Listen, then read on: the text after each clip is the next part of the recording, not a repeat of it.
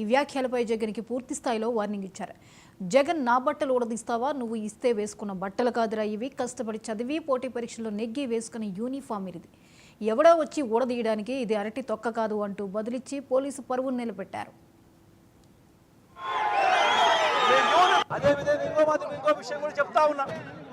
ఇదే చంద్రబాబు నాయుడు గారికి చెప్తా ఉన్నా, ఇదే పోలీసులకు చెప్తా ఉన్నా, పోలీసులు ఎవరైతే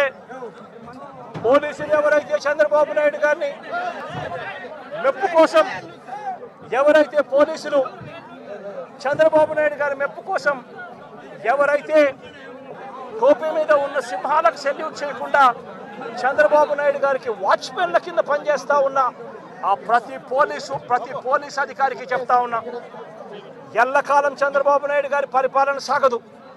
చంద్రబాబు నాయుడు గారి పరిపాలన బట్టలు ఉడదీసి కొడతా అంటున్నావు. పోలీసులు ఏమన్నా నువ్వు ఇస్తే వేసుకున్న బట్టలు అనుకున్నావా?